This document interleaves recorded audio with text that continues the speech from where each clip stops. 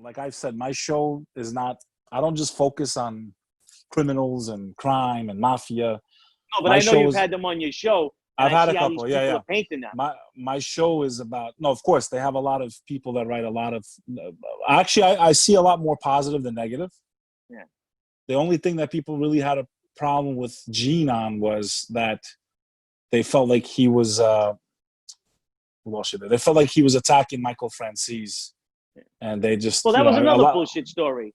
A lot of people love the guy, and they they feel like he was trolling on him, so they trolled back on Gene Gravano. Yeah, but listen, I was around back then. I was young, but even when I got older, I knew the stories. You know what I mean? Suppose it was 250,000, not $1 million, and there was 4 crime families involved. And the guy that he said went bad on him was the guy that invited him into the business. And then they caught him stealing. And why they let him go was they said, we'd give you your life, but you got to walk away from the gasoline business. Who walks away from $1 million a month unless they're going to clip you? That was Michael Franzese. They said, you got to leave the business, and that's the way you get away with your life. So there was a lot of people involved in that. I knew the Bananas weren't on the commission at the time, so they weren't involved in that. The Bananas were the only ones that were left out. It was Lucchese's, the Gambinos, the Colombos, and the Genovese that were whacking that money up. And the guy who he always claims to be his best friend and his partner was the guy that brought him in.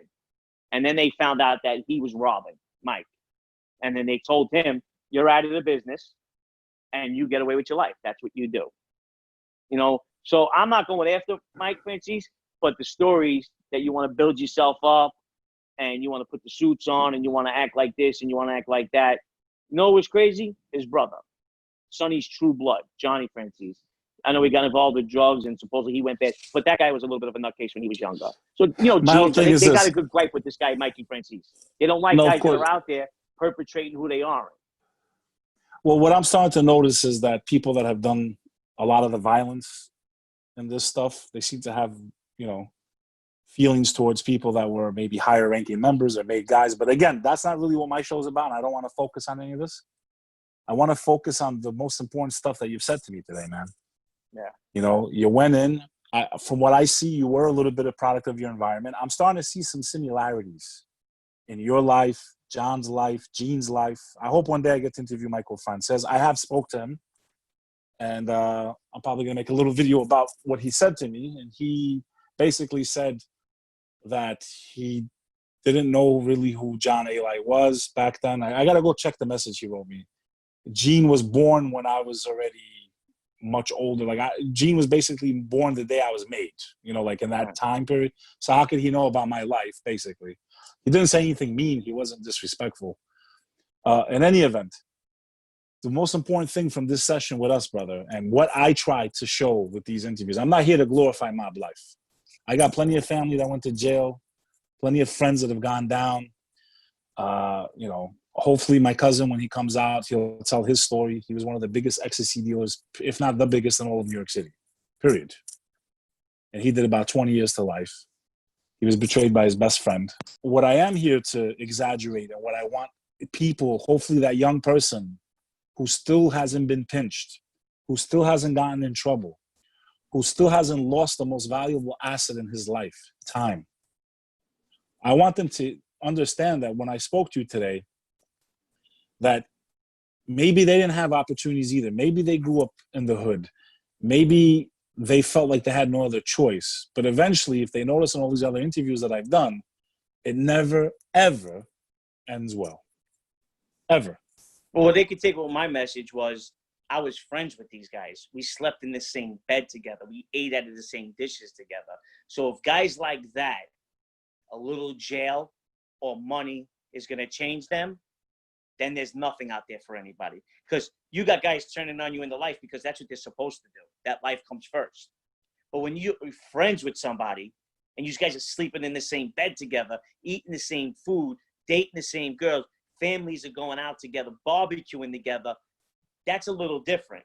And for them guys to turn around and hide in their cell when you got to fight, or throw in your face that they had the money at the time to help you and they didn't, even though you didn't ask, or promise you that you'll be made one day when you come home, when it should have been done already. These are the things that people should listen to. That these are your friends, and they're screwing you over. treachery in the end, and amongst and just- friends. and it These just guys were never at my ends wedding well. party. I was in theirs. You know, and we watched our kids grow up. Our kids play together. We babysitted our kids. Christenings, birthdays, vacations. We did it all together. This wasn't just the life. I was with Al the day he was going to get straightened out. Like, he knew the day he was going. Came to my house. You like my suit? How do I look? I'm finally going to get it. Like, I was friends with them before. Pre-gangster and post-gangster. You know what I mean? Which I wouldn't even call them gangsters, because I got to go back many years to call guys gangsters. You know what I mean? But between you and me, I heard Al got shelved. And in 2020, the way the mobs run now, that's the type of guy you make a boss. He earns money. He does his jail time. He keeps his mouth shut. And that's the type of guy in 2020 that you make a boss. He's not a street guy. He's not good with his hands. He's not going to run around and put work in. But he's earned his spot. He was already a captain. He's going to live off that reputation. And he makes money. And he went to jail.